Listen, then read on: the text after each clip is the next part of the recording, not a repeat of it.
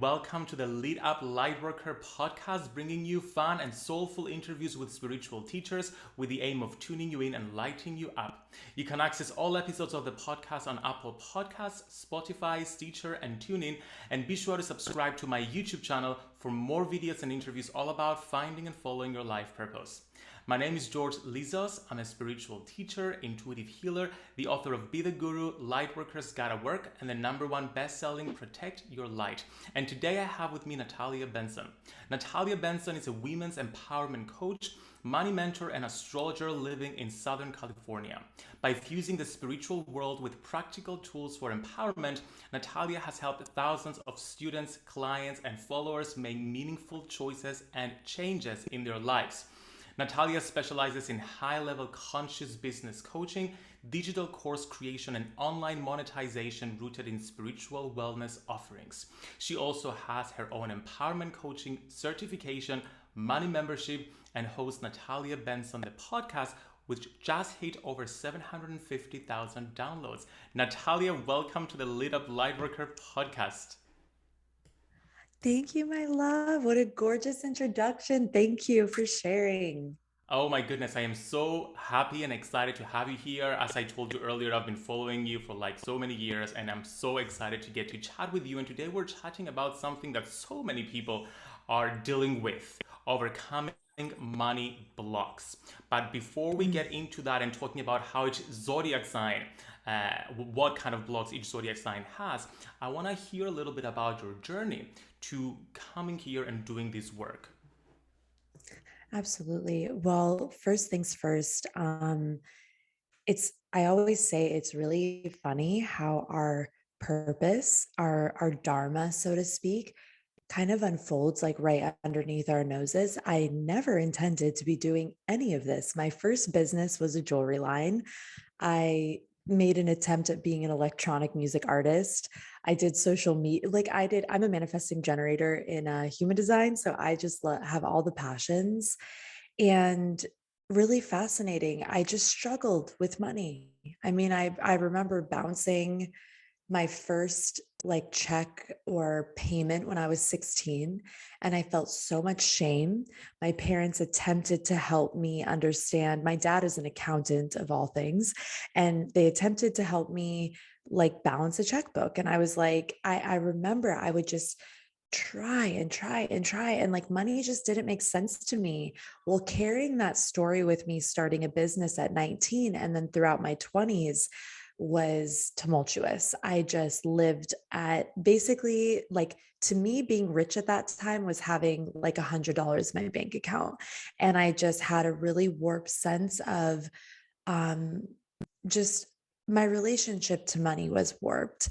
I didn't realize that when we hold stories about ourselves, stories about our potential, when we're holding fear or pain or even traumatic experiences, I believe both from this life and perhaps even from others, that it really affects our self-worth. And it can be hard to relate to money in a way that feels healthy and synergized if we don't feel healthy and synergized to our own heart. So my 20s were very tough because I really lived on the edge all the time. I just never had any money. I started to practice Kundalini yoga in my early 20s, and I got introduced to the idea of prosperity. I got introduced to the idea that you could work energetically and spiritually with your relationship to prosperity, and my interest peaked. And I didn't realize till I was about 30, 31 that I had been focused on figuring out how to heal my relationship to money for years. And then fast forward, I'm keeping the story very, very short and sweet, but got into my later 20s, moved through my Saturn return. And around the age of 30, 31, I just made a decision. I called it my line in the sand moment, where I was like, am I going to take this with me for the rest of my life, or am I going to leave it here and do something different? And so that was really in 2018. That was my world change year. I just made a decision. I began to fuse both the internal spiritual emotive work around money, and I fused it with learning money management and learning what I like to call lovingly the tactical, practical tools of money. And so here we are. I mean, even just a year ago, I told one of my coaches that I was afraid to teach about money. I was afraid to really go into this. I kind of was always a little just not as forward with it before because I just know what I know my approach is very it is unique, and I think a lot of people are like money isn't spiritual, Natalia. Money isn't this, money isn't that. And I'm like, well, money's neutral. So money's actually what you make it. And I believe very strongly, and just from my experience, that universal creation is imbued in everything. So why would money be separate from that? So there's a little bit about me, and now it's just such an honor and a privilege to get to teach what I teach. And I'm just finishing my next book, which is called Heal Your Money. So it'll be out sometime this year, and it's been quite a ride to get to this point. Oh my goodness, I love that you have a book coming out about it as well. This is so exciting, and I can't wait to hear Yes. all about it in a little bit. Now, your story is so relatable because I think everyone has had a version of that story. Like, even from my own Yes. experience, my dad was also an accountant. And No I, way. yes. So, and by the way, I was like forced into this industry since I was a kid, and I hated it in the same way you did. I was forced to take well, not forced, strongly encouraged to take accounting school. I got an A in it, but it was just me memorizing stuff rather than just really understanding money. Mm. And my passion to learn about how to manage money was so strong that I ended up doing a master's degree in business management. I'm like, that could teach me about money. And I graduated and I realized I still did not know how to manage my personal finances. And I had to do other courses outside of that, like spiritual and practical courses, to learn Yes. to manage my money. And I remember I commented on one of your Instagram posts a couple of days ago about the importance of both the tactical practices and the spiritual ones. So I love this approach, and not many spiritual teachers who teach about money talk about the practical component. Why is it so important to also have that as well as the mindset and the healing component around our money beliefs? Oh, I love this. Okay, so here is my take personally, and what I've seen transform my life and the lives of my students and my clients.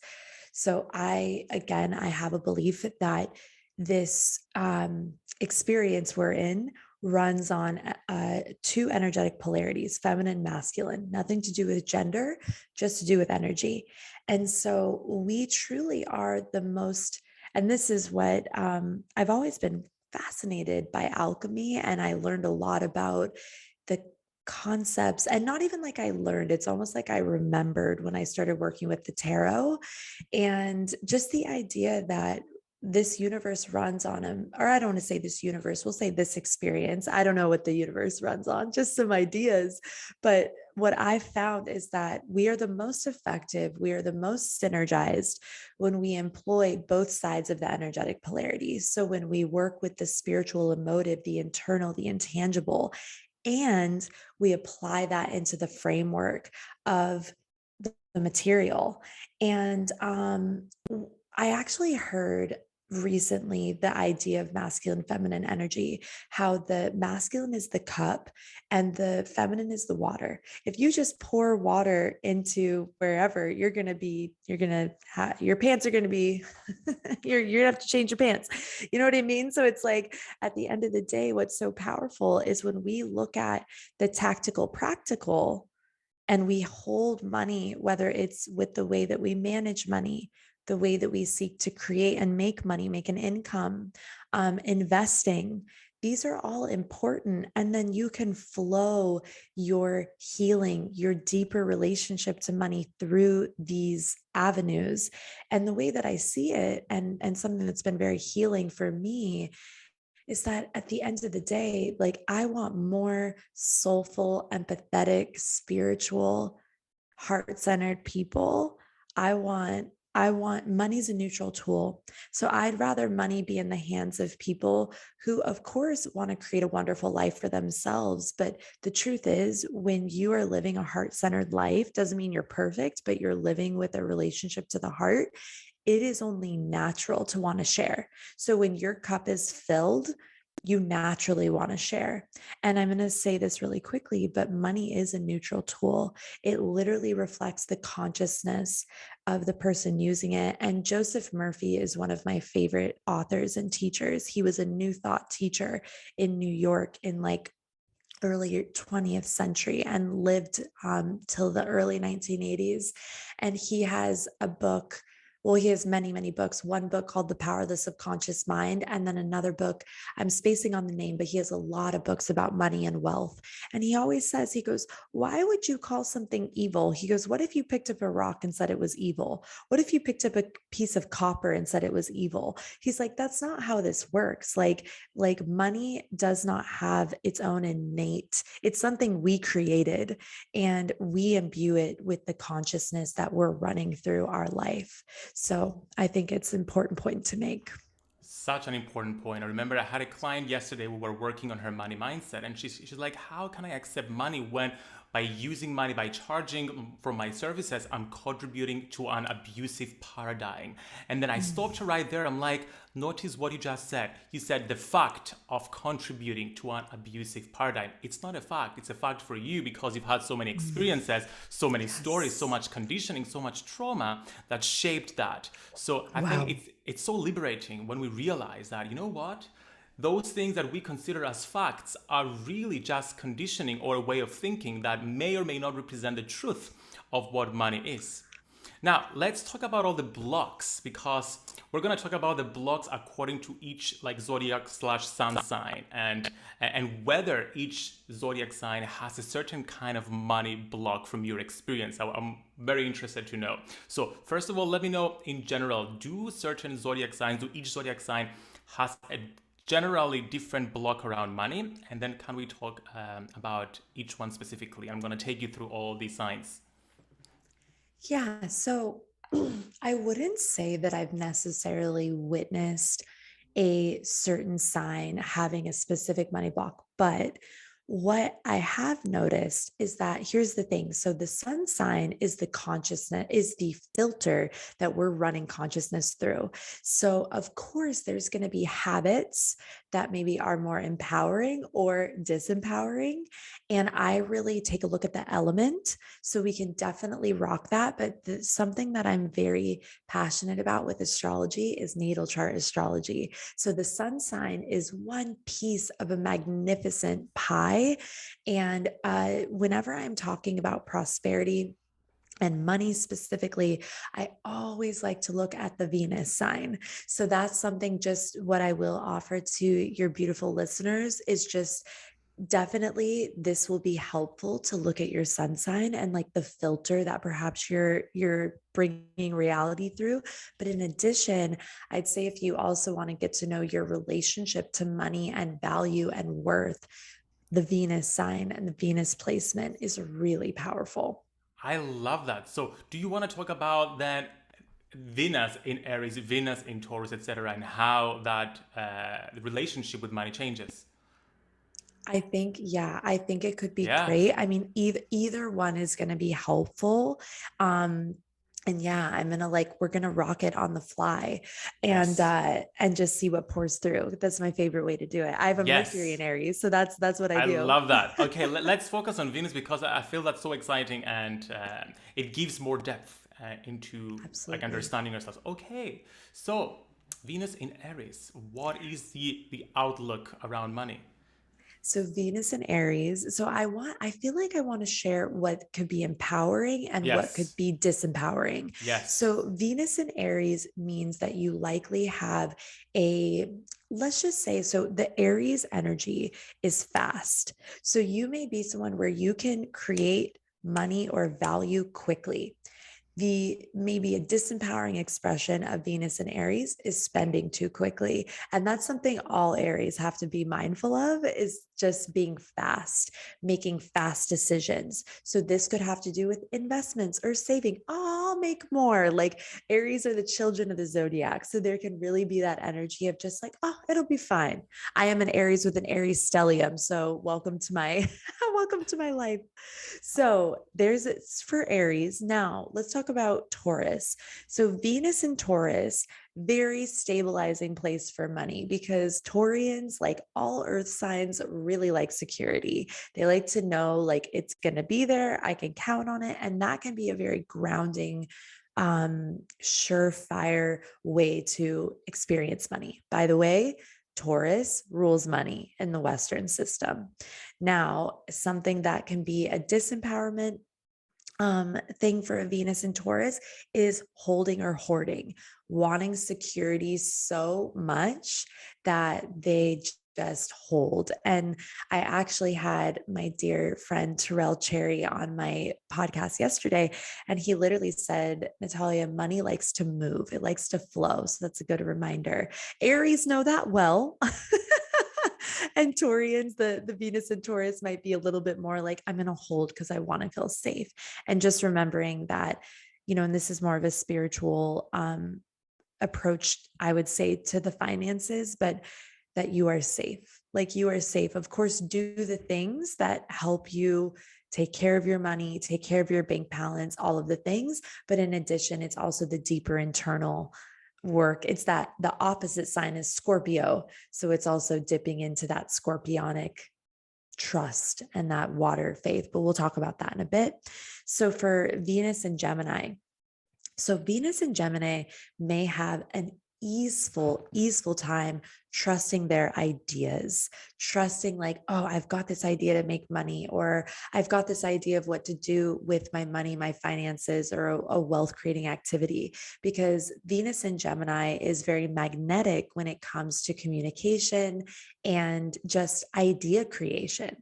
The only thing with, let's say, more disempowerment for Venus and Gemini, it could be being too flighty, not sticking to something long enough to really see it come to fruition with like wealth building or money making.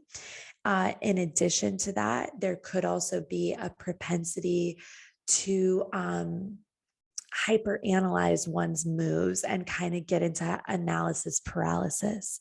So I would say with this, don't do that. Like trust yourself in addition, and trust your ideas, but don't go so much into like an analysis paralysis of what do I do, or should I take this raise, or just like really trusting the self. Okay, let's talk about Venus in Cancer. So, Venus in Cancer, you may also relate to money in a way that is to nourish yourself, but also to really take care of others, which is a beautiful quality. And ironically, in more traditional astrology, Cancer is actually considered the money sign, because Cancerian energy is so, it's very important for Cancerians, the Cancer Capricorn axis, to be safe. That is like a big theme of that axis. And so what I could say for Venus in Cancer is also make sure that you just don't use all your money and resources to take care of everybody else and kind of leaving yourself with not much. Make sure that you also fill your cup, whether it's with your own self-care, the way you use your finances. One of my best friends is a mom, and she's a Cancer. I don't know where her Venus, she's actually Venus in Gemini, but I just want to illustrate the archetype. But I will notice that so often she can utilize, she's brilliant with creating money making ideas, but also she is so quick to just be like, okay, I want to just give it all to my kids. Let's go, just go do all of the things. So make sure, and this is something for Cancer Sun, Cancer Venus, make sure that you're also filling up your own cup, not giving it all away. George, is this helpful so far? How's this landing? So helpful. I'm so loving it, and I can't wait to hear about Leo. Oh, okay. So let's talk about Venus and Leo. So one thing with a Venus and Leo, this is actually could be said to be a very powerful magnetic place for creating money, for creating value for others, because we know Leos.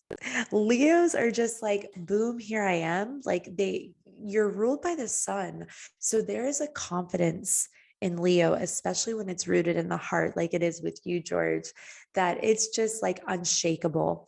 And so, something that's really important when it comes to relating to our finances is really having a faith and a confidence in ourselves and that we're going to make the right move. And even if we don't, we'll figure it out. And Leos have that very powerful, unshakable confidence. Now, something with, let's say, more of a shadow side of a Venus and Leo could be being overly confident, not allowing others to be like, hey, so constructive feedback, something that's helpful. Obviously, when people are being critical or jealous, put it to the wayside. But when someone is truly attempting to be helpful and maybe just be like, hey, I'm looking a little bit down the road. Can I share an insight with you? Just having that openness instead of thinking, oh, I know how to do it. I got it. Or being protective because you don't want to seem like you don't know what you're doing, because that's a big one for Venus and Leo. And I would say fire signs in general is very sensitive to feedback and really likes to be like, I got this, like we're good. Does that land, babe? That makes a lot of sense. I was just checking where my Venus is, and my Venus is in Cancer, and that made a lot of sense. You talked about Yes. Cancer, Venus in Cancer, Cancer being the sign associated with money, and that made a lot of sense to me in the sense that I like how sometimes different systems, personality Yeah. systems, correlate, because my numerology life path number is an 8, which is all about Mm. money making and all of that. And then I'm like, oh, okay, my Venus is in Cancer as well. This seems to be like correlated as well, which is so interesting. Okay. Oh, I love that. So, yeah, I would say, my loves, like basically what I'm sharing here, you can interchange. So, you could literally look at like Sun and Leo and what I just spoke about for Leos. And then if your Venus is in Cancer, take that extra bit of information. So, that's actually Yeah. what's really fun about this is that I'm actually giving you double the information because you can Yes. literally look at that Sun placement and then also check where your Venus is. And as we may know, I'm not like a science major, but Venus travels very close to the sun. So in your astrological chart, Venus is never going to be more than 2 signs away from your sun because of the degrees that she travels. So just adding that little bit there.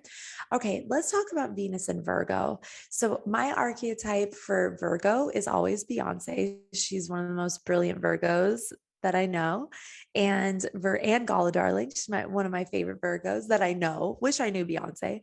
So Venus and Virgo is very, very powerful. And just this might sound similar to what I said for Gemini, and there's a reason for that because Gemini and Virgo have the same ruling planet. And so, something with a Venus and Virgo that's very powerful is that you have a innate ability, hopefully, that you allow to trust your ideas and bring them to fruition. Because here's what's powerful about the Virgo energy: you're ruled by Mercury, but then you're in an earth sign. So you literally bring that idea, that mental power capacity down into reality. And if there's one thing I've learned about wealth, if there's one thing I've learned about finances, it's that you have to trust your ideas. And whether you're entrepreneurial or you are working a job, it doesn't matter. Like your ideas are powerful and they are needed because the more you contribute, whether in the framework of an entrepreneurial experience or entrepreneurial journey, or you're working for a company, your ideas are important. And the way that you contribute is what helps you move forward. Venus and Virgo is also very much about service. So serving others and creating material wealth and abundance through that. Now, similar to what I mentioned about Gemini, Venus and Venus and Virgo, a little bit of a shadow point might be that you get caught in analysis paralysis, or you need things to be perfect before you make a move, before you have an important conversation about finances, before you make an investment. The thing with the Virgo energy, especially Venus and Virgo, is that you can get hyper caught on the details. So be very mindful. Details are important, but doing it to a point where it needs to be perfect and then you're not taking action is where you might get caught up a little bit. Okay, let's talk about Venus and Libra. So, Venus and Libra, this is actually double Libra energy because Libra rules Venus. So, when your Venus is found in Libra or your Venus is found in Taurus, you have like this double Libra thing going on, which is very beautiful, very powerful, very magnetic. So the thing with the Venus and Libra is that your magnetism when it comes to creating a healthy relationship with money, or creating a great amount of money or finances or whatever your goals are, it actually comes through. Again, I don't mean for this to sound redundant, but there's certain themes that come up. So Libra is an air sign. So again, do you allow yourself to be creative? Librans are brilliant mentally. And if you, again, can you allow yourself to be creative with your finances? You may have the ability to create beauty. And that's actually a way that you make your money, through some form of creativity or some form of creative idea, or creative endeavor, beautifying things, bringing diplomacy or peace to things. Now, a shadow for, I don't know if the Libra Venuses are going to like this. So if you guys just know I'm coming from all the love, just shoot me a message. We could talk it out. But something that can come forward, the shadow side of a Venus and Libra, it could be that your goals or your desires around your finances, they can fall short only because you have, let's say, oh my God, I feel like somebody's going to get upset with this. I'm sorry. And it's all from love. We gotta be honest, right? Like tough love. We gotta be honest. And shadow, being aware of our shadow is important. But and you know why I say this? I'm an Aries and I'm very sensitive to how I approach Librans because they're my opposite. So I always like to be respectful because we have a very different approach to things. So what I would say is check in. Are your goals rooted in something deep and important to you, or are they a little more shallow? Because the truth is, you're going to be able to move forward with your financial goals and intentions when you have something that's really rooted for you, and it's not just about how it looks. Because that's something that Librans, you are like, and when I say beauty, it's not just the aesthetic, it's also the internal. It's like the way you shine from within. And make sure that your goals, your intentions for your finances, they're rooted in something important to you and not just how it might look to others. I Okay, think I all think the it's love. yeah, it's so empowering to know the shadow side of whatever it is we're going through, Absolutely. because otherwise how can we grow unless we're willing to accept that, to Absolutely. see that. Then to be a light worker, I always teach you first have to be a shadow worker. So you have to work through the shadows to Yes. come up into the light. Okay. Absolutely. Absolutely. I love that so much, babe. So yeah, and that actually came through a lot better. I was like, oh my God, how am I going to say this? But it really just came through. It's really from my heart, because when we know the sides of ourselves, and obviously if that resonates, great. If it doesn't, just leave it here. It's all good. But it is important to be self-aware, and we are multifaceted. Light creates shadow. We are all of the things, and the shadows where we get to do the most work.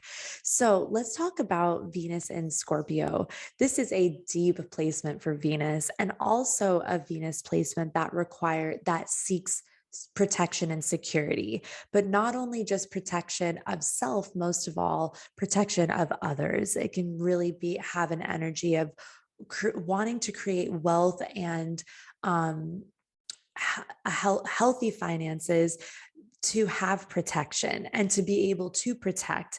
That very much is the Scorpio energy. Now, when it comes to Venus and Scorpio, you may also have an incredible instinct on what to do financially, or what to do to create a healthy, grounded relationship to money.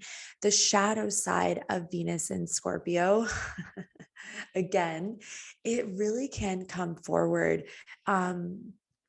something, and this is just an approach that I've taken to money. And so I hope that this assists the Venus and Scorpios, but something that helps us create more in our lives, create more money, create more stability, security, is completely letting go of the past, forgiveness. Something that can occur with Venus and Scorpio is that they hold things, and it can have that hoarding energy, like I talked about with Cancer, because we're talking water signs, right? So we'll hear little themes come up, especially with the elements. Now, this can be a really powerful thing for the Venus and Scorpio, is to not hold and hoard, and to not hold to the past. Forgive. If someone maybe hasn't paid you back, or you trusted someone to make good on their word and they didn't. I know things like that are painful and often disappointing, but we actually hold back so much of our prosperity when we are hyper focused on what other people do wrong, and then we hold to it. So forgiveness can be a really beautiful balm for the Venus and Scorpio archetype, in terms of just being open and allowing prosperity to flow, because you can always create more. Okay, so Venus in Sagittarius.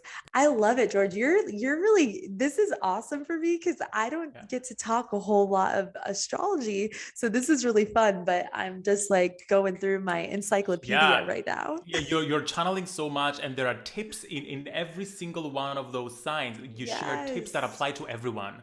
So that's what I love about this. There's something applicable for everyone that is spiritual. Like, it's like 12 spiritual lessons. I love it. Okay, let's move on into Sagittarius. Yeah, we're getting to our last couple signs. So we're getting to the home stretch. So Venus in Sagittarius. So this can actually be a very fun placement when it comes to just how you relate to money, how you relate to worth, because Sagittarius is ruled by Jupiter. It likes to expand, it likes to travel, it likes to have fun. It may be that you have like a lighter approach to the way that you approach finances, and the way that you approach, the way you value your time. So it's like having fun with money, and also teaching others how to have a lighter relationship towards money. Now, on the shadow, or the more let's say the shadow side of this placement, is that you may be a little too flippant, just like what I talked about with Aries, with that fire. Sometimes with the fire Venuses, it can be a little bit too much, like, oh, laissez-faire, it's okay, we'll figure it out, you'll figure it out. Just like, spend your savings on these like plane tickets to here, because Sagittarius, a value of the Sagittarian archetype is adventure. It is fun. It is about just being out in the world. But something that can be a really healthy habit for the Sagittarians is to also, or I'm sorry, Venus in Sagittarius, or Sun in Sag, is just to also like have a grounded approach to your money. Like, yes, have fun, but also have a system in place that allows you to have fun. By the way, my moon is in Sag. So the way that I teach money management, it's literally so we can have fun, but we can also create for our future. Okay. Great. Love Venus and Sag. I'm very excited to hear how these land with you guys as well once you look at your charts. Now, let's talk about Venus and Capricorn. So Venus and Cap. So first and foremost, Venus and Cap can have a very powerful relationship to creating stability and legacy, because again, Capricorn is an earth sign. It very much has the just kind of a bit of a sixth sense on what to do next when it comes to creating protection, finances. And the truth is, the way a lot of our systems run, like let's say, I know, George, you're in Europe, I'm in the United States.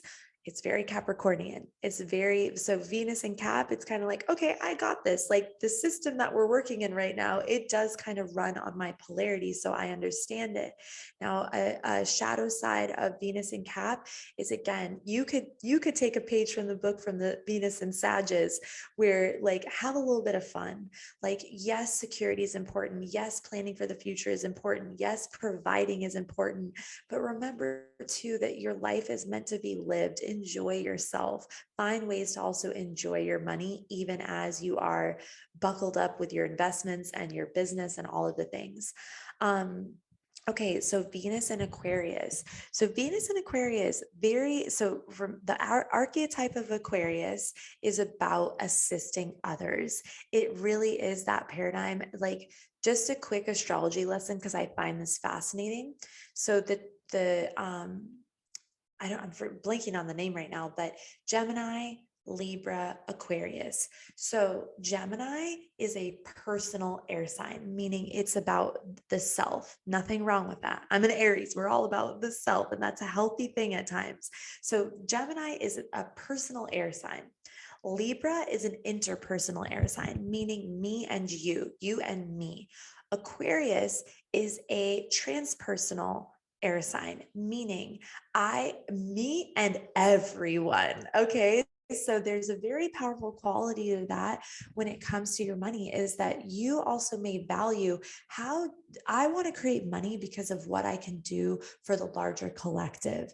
But then also the shadow side to that, once again, and from an Aries astrologer, is also to make sure that you take care of yourself. Something I have seen with the Aquarian archetype is like, okay, kind of similar to a little bit what I talked about with Cancer. I'm going to take care of everyone and solve these massive issues and do all these things. But are you filling your cup? Do you have space for you? And because you deserve that just as much as all of the causes and the things that you're pouring your resources or your time into. So let's see. Now we got Pisces, Venus and Pisces. Final one, I yes. actually have a Venus and Pisces. Oh, So okay. this hits home. So Venus and Pisces. So something very powerful and fascinating is that you may have a very etheric and spiritual relationship towards money. You may have a creative propensity towards money. We look at the qualities of Pisces, which is water, it's mutable, it is spiritual, empathetic. And it can be that your relationship to money is very much like it's deep, it's emotive, and there's a beauty. You may even like to create beauty, kind of like the Venus and Libras. You want to create beauty for yourself and for others. Now, being that Pisces is a transpersonal water sign, we have to be mindful. Don't just pour out all your money for everybody else. There's a difference between generosity and just self-sabotage. And so that's something that the Pisces archetype often has to be mindful of, is yes, giving, and yes, assisting others, but also making sure, the reason I keep bringing this up, and it's also because I am a money teacher, is at the end of the day, if you really want to take care of others, you also have to first take care of yourself. Put your mask on first and then assist. Be in the lifeboat so you can pull others up with you. And I think that we get to shift that paradigm of that self taking care of the self is selfish and wrong. That to me is an approach that I think has disempowered so many people. It's often very much put on women, especially I'll just say my mom's generation, something I really witnessed, that my mom even broke through. And what I find very powerful and fascinating is that when it comes to money and wealth and really aligning it to our values, well, you have to first be in that value with yourself. And then it's pretty, to me, and again, this is just my perspective, but I find it just exciting what we can create when our cup is full and we overflow and we share from that space, instead of like, I've got to give. And the transpersonal air and the Aquarius and Pisces, very powerful examples of what I'm talking about. So I really hope that was helpful and resonant, and that was a lot of fun. That was so helpful. Thank you so much for sharing all these different perspectives and nuggets of wisdom around money. And I want to encourage the listener, like while you were going through that, feel free to go back and re-listen, and don't just focus on what Natalia said on each sign, but focus on whatever limiting beliefs or fears or blockages came up while you were listening to it all. So Natalia, as people identify their blocks, their money blocks while listening to this, what would be the first step to starting to untangling, releasing, and healing them? Oh, I love that. Well, first things first, something that can be really powerful, and this is getting a little technical with your astrology, but you can also go back and listen to your opposite sign, because something that actually helps us gain balance and just like balance in a lifetime is also figuring out how to synergize with the opposite polarity of our sign. That's very fascinating. Now, in addition, let's talk tactical, practical. So I have a 5-step, which I won't go too deep into it now for sake of time, but I have a 5-step approach to financial sovereignty: emotional healing, subconscious work, money management, enhancing your income, and healing debt. And these are 5 steps. These are 5 things you can do. I actually have a course called Heal Your Money course, and then the book's going to be called that too. Hopefully nobody gets confused, but basically that really walks you through like where are my emotions at with money. Because let me just share something with you that was just the biggest aha for me. It's not the money you're after, it's the emotions that the money will create that you're after. If money didn't exist, how would you want to feel? And what do you want with your life? And the truth is, at this moment, money is the organizing principle that we all work our emotional states around. And so I always like to say, backtrack, work emotionally and subconscious first, because if you don't work there first, and you're just doing the management, the investing, the saving, the income, the raises, the selling in your business, at the end of the day, it will all fall short if you don't have a healthy emotional, spiritual relationship to yourself and to the vision of your life. So that's what I would say. A So little powerful. astrology, and then a little Yeah. bit of like those 5 steps to financial sovereignty are I helpful. love how you combine the tactical and the spiritual, because that is also my approach, and I think it's a very balanced approach to having to things. And I just want to remind everyone that you chose here, your soul chose to come here and play with money, knowing that you would have to deal with money. So Yes. on a soul level, you already know the answer, right? Yes. Natalia, It's like yes. we come here. Oh, sorry. I was going to say this really quick. Like Yeah. we come here to have a human experience, and money's a part of that right now. It is a part of that. So we might as well learn how to run with it. Now, my final question has to do, let's say we've overcome all the blocks and we have an amazing relationship with money. How do we elevate that and keep on elevating it? I think I personally feel it is always, it's a relationship. It's just like, I'm actually about to get married in a month or two. And it's like, I don't just set it and forget it. Like my relationship is an evolving energy that grows. Money's the same. Money's a relationship. I actually talk about money being a friend. Do you just set it and forget it with a friend? Oh, I got the blocks. Bye. We're good. It's like, no, like you are both evolving and changing all the time and healing all the time. So what I would say is treat your relationship to money just like a friendship. What would you do to assist that friendship, that relationship, in being the best that it's going to be? And the truth is, you will always be growing and you'll always be healing. The healing work doesn't have to be arduous and hard, but it is a growth process.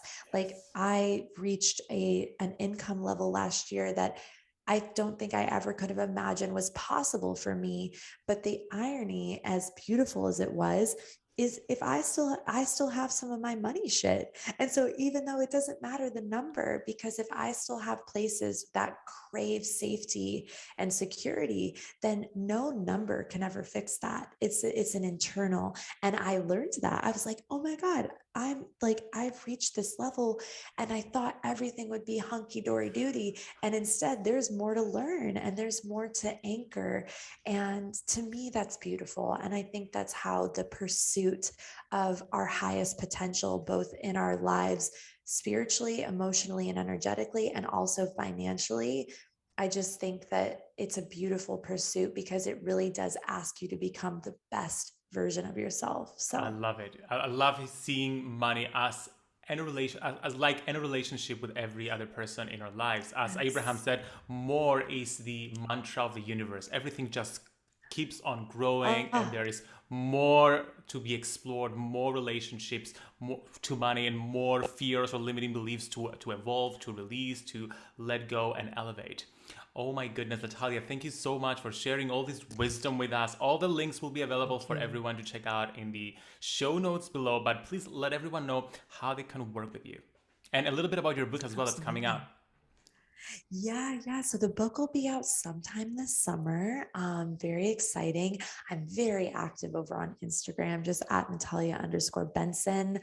I also have, but this might really interest your listeners. It's in my link tree, but I create these prosperity reports. So if you want to dive deeper into the money story of your chart and the potential, the prosperity and purpose potential in your, I do have these beautiful reports. They are a very, very small investment in an incredible tool, but that's a great way to get started if you're very, very new to my work.